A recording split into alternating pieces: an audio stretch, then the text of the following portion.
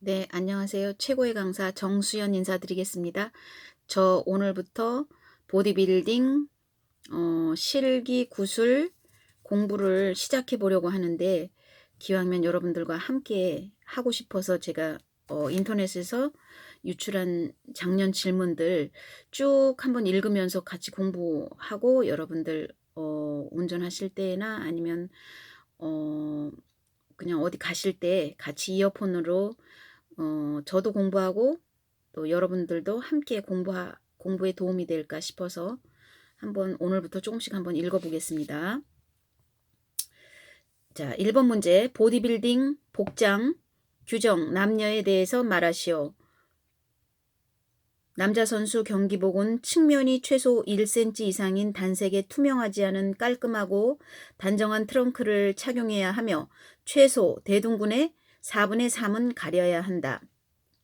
여자 선수는 경기복은 복부와 등 하부가 보이고 최소한 대둔근 2분의 1을 가리는 무늬가 없는 단색 비키니를 착용해야 하며 경기복의 연결 부위의 단추 및 장식품 사용은 허용하지 않는다.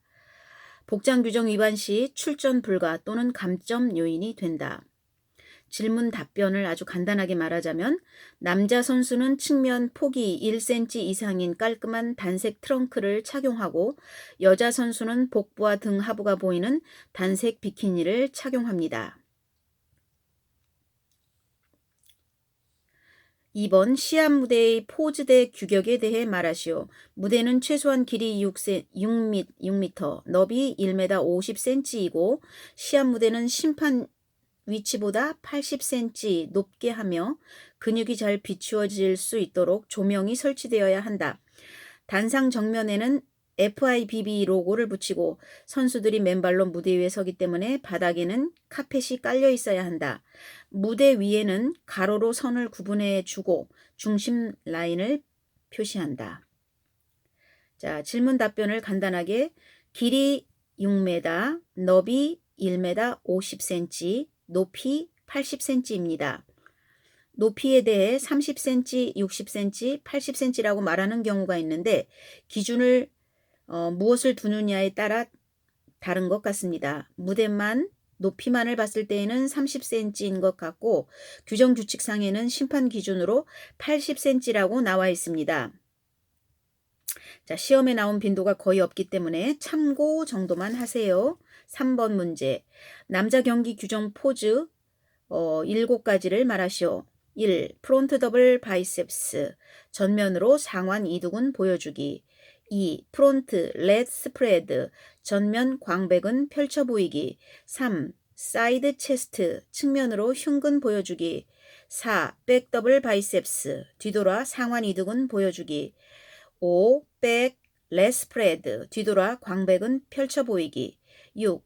사이드 트라이셉스 측면 상완 삼두근 보여주기.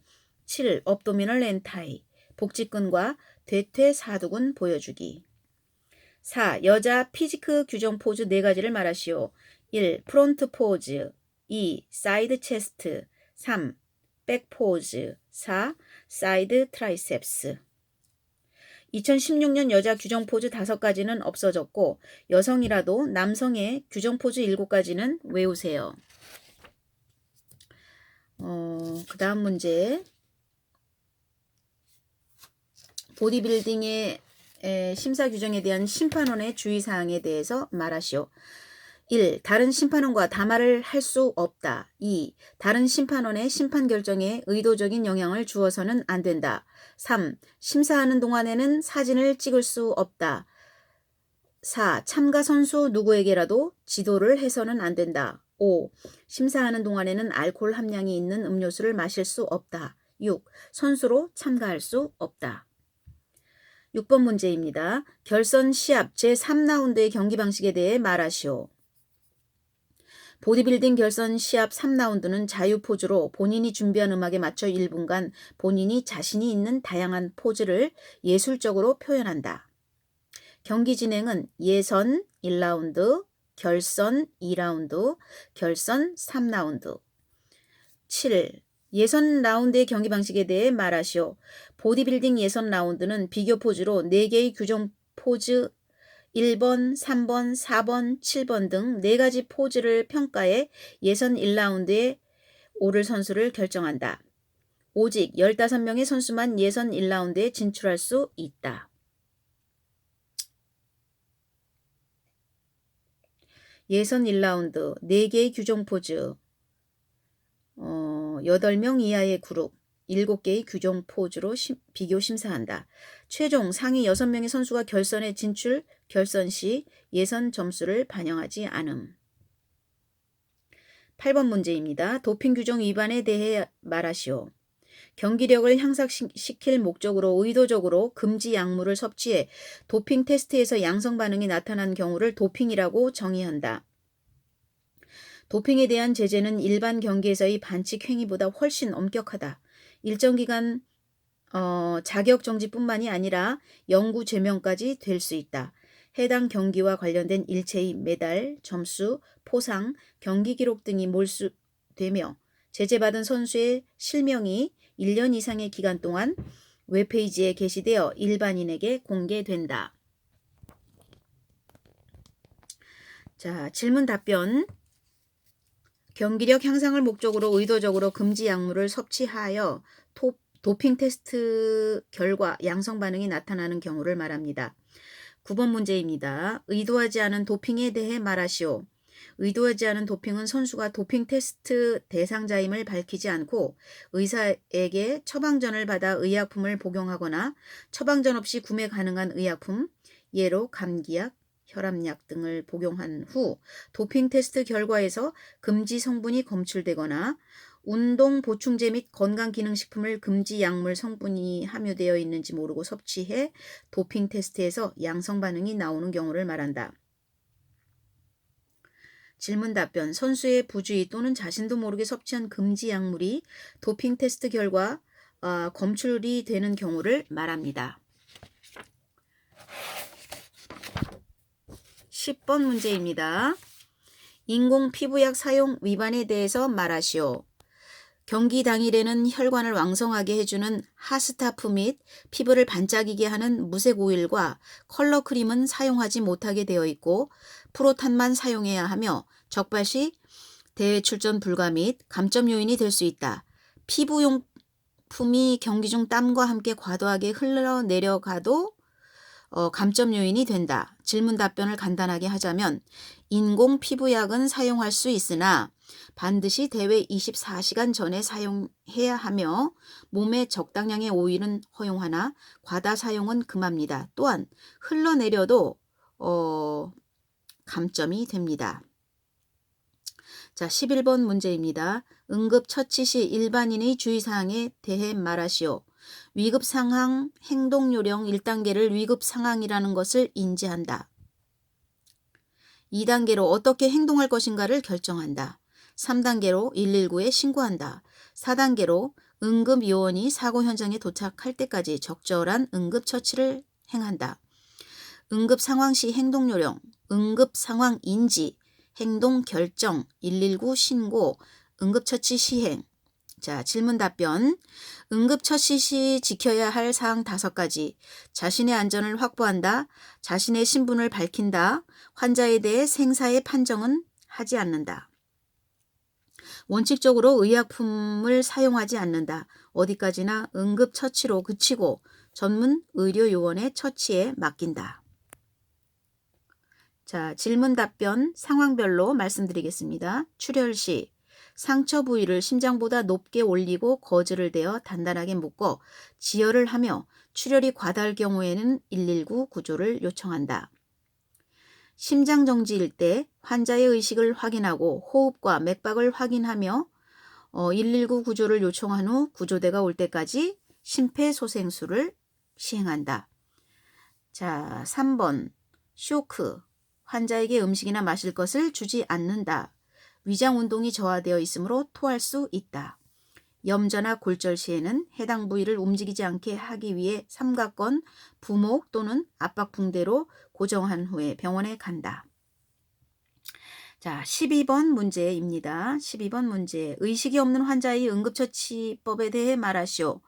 심장정지 또는 의식이 없을 시 119 구조를 요청하고 호흡과 맥박을 확인한다. 호흡과 맥박이 없으면 기도를 유지하고 몸을 압박할 수 있는 단추나 허리띠를 푼 다음 바로 심폐소생술 CPR을 시행해 30회 압박에 호흡 2번을 한다. 음식물과 같은 이물질로 기도가 막힌 경우, 기도 폐쇄에 의식이 없는 상태일 때에는 CPR을 시행한다. 질문 답변을 간단하게 말해 보겠습니다. 의식이 없는 환자의 경우 즉시 119에 신고하고 생명이 위험한 다른 상황이 있는지 확인합니다. 호흡이 없는 경우에는 즉시 심폐소생술을 시행하고 호흡이 있는 경우에는 회복 자세를 취해줍니다. 119 신고가 최우선입니다. 13. 의식이 있는 환자의 응급처치법에 대해서 말하시오. 무조건 119가 아닙니다. 의식이 있는 응급 환자의 확인은 2가지 기본 단계가 있다. 환자와 목격자에게 상황을 물어보고 환자를 머리끝에서 발끝까지 살펴보는 것이다. 확인 과정이 끝나면 환자가 통증이 없이 움직일 수 있다면 앉히거나 편안한 자세를 취하게 한다. 어떤 처치가 더 필요한지와 119 신고가 필요한지에 대해서 결정한다.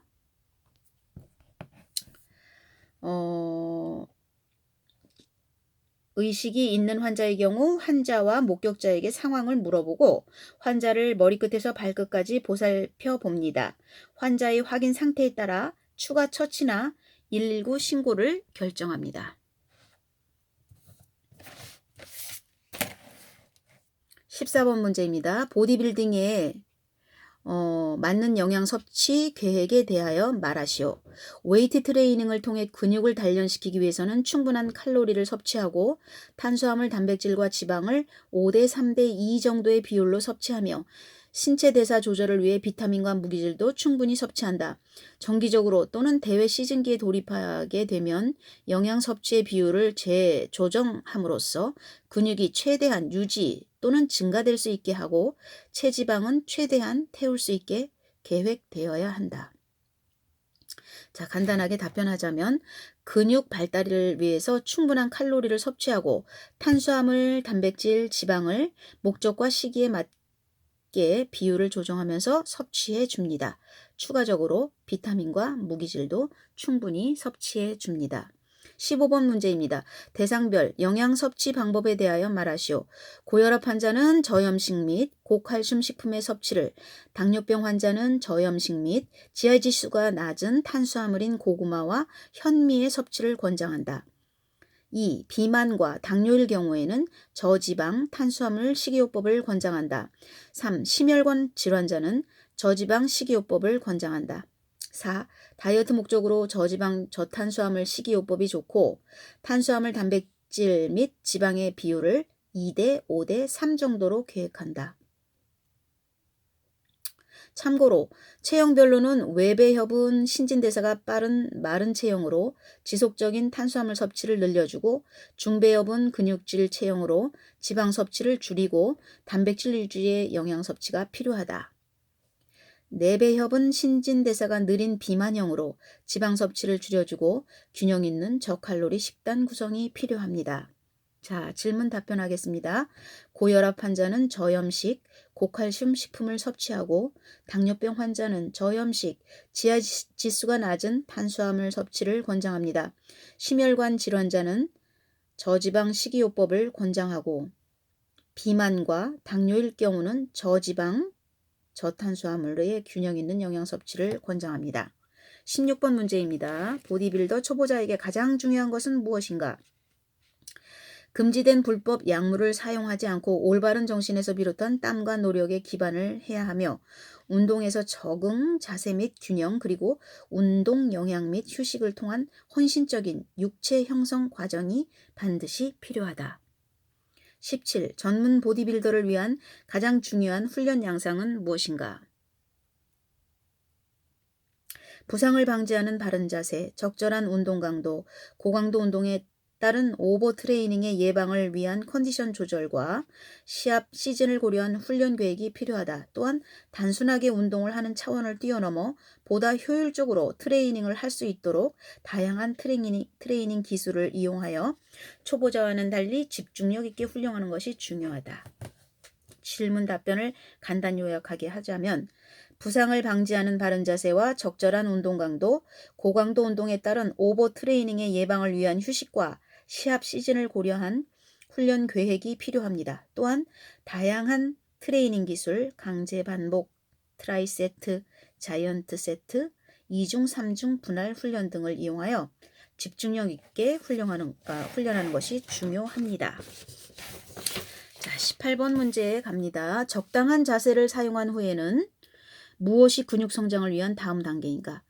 가장 중요한 것은 자세이다. 그 다음은 신체 부위별로 세분화하여 운동 강도를 점점 높이고 다양한 자극을 주기 위하여 컴파운드 디센딩 등 다양한 훈련 방법으로 근육을 공략한다. 질문 답변. 점진적 과부하, 고립 훈련과 근육 혼돈 훈련, 분할 세트 시스템과 주기 훈련 등을 이용하여 근육 운동을 실시합니다. 19번 문제입니다. 여성은 남성에 비해서 훈련 방법에 차이가 있을까? 여성은 호르몬의 영향에 의해 남성에 비해 근육량이 적고 체지방이 많기 때문에 상대적으로 근력이 약하다. 그렇기 때문에 여성과 남성은 중량의 차이가 생길 수밖에 없지만 훈련 방법에는 차이가 없다. 또한 여성은 가역성의 원리가 더 크게 작용하여 보다 꾸준한 운동 및 노력이 필요하다. 질문 답변 간단히. 신체적 차이와 근육 발달 속도의 차이는 있지만 훈련 방법에는 차이가 없습니다. 20.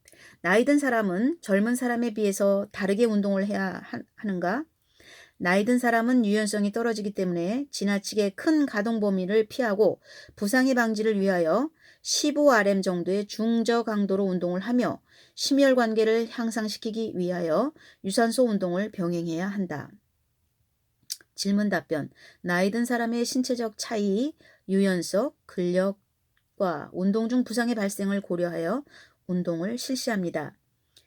내가 근력 증가에 관심이 있다면 가장 좋은 반복 횟수는?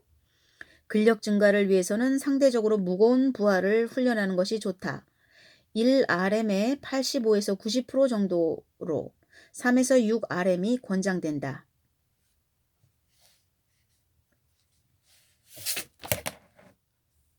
자, 훈련 목표에 따른 운동 부하 및 반복 횟수 설정. 1RM의 85에서 100% 정도로 6회 이하가 좋습니다. 이건 잘 모르겠습니다. 저는. 자, 22번. 내가 보디빌딩을 하고 있다면 저횟수 방법을 피해야 하는가? 운동 생리학적으로 근력과 근육의 횡단 면적은 비례하기 때문에 고중량 저횟수 운동도 필요하며 분할법을 적용하여 훈련을 하면 근육에 휴식을 주어 성장에 도움이 된다. 질문 답변. 아닙니다. 고중량 저횟수는 부상의 위험과 정체기에 빠질 수 있지만 근육 성장을 위해 필요합니다. 자, 23번 문제. 얼마나 자주 저횟수를 사용해야 하는가? 훈련 스타일에 개인차가 있겠지만 저반복과 고반복을 병행하여 훈련하는 것이 좋다. 2번 중 1번 정도 저횟수 훈련을 하면 근력 및 근비대 효과를 동시에 볼 수 있다. 질문 답변. 운동 목적, 근력, 근비대, 근지구력 등에 따라 다르겠지만 근력 파워가 목적일 경우 좀 더 많은 저횟수 훈련을 사용합니다. 24번. 근육량 증가를 위해 가장 좋은 반복 횟수 방법은? 근육량 증가, 근비대를 위한 가장 좋은 반복 횟수는 1세트당 6에서 12RM. 질문 답변. 세트당 6회에서 12회입니다. 자, 오늘 25번까지만 녹음하고 다음에 또 해드리겠습니다. 25. 사이즈와 근력은 상관관계가 있는가? 근육세포는 그 개수가 많아지는 것이 아니라 세포 자체가 비대해지면서 사이즈가 커지며 그러면 근육의 횡단 면적이 증가하고 그로 인해 근력도 향상된다. 따라서 근육 크기와 근력 사이에는 정적인 상관관계가 있다. 근력은 근육의 횡단 면적, 신경조절, 근섬유의 정렬, 근길이, 관절각, 근수축 속도에 생체 역학적인 요인이 있다. 상관관계를 말할 때 나머지가 같은 조건에 있다는 것을 가정하면 사이즈와 근력은 상관관계가 있다. 키를 제외한 동일한 조건, 근육량, 체중, 체지방률 등에서 키가 작은 사람이 근육의 횡단 면적이 크기 때문에 근력이 강하다. 상관관계의 퍼센트의 문제가 아닙니다. 질문 답변. 근육의 횡단 면적 사이즈는 근력과 상관관계가 있습니다. 아, 있네요. 그럼 나는 근력이 많다는 얘기네.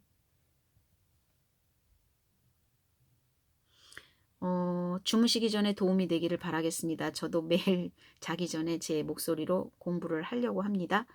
자, 잠시 저녁을 차리고 다시 오겠습니다.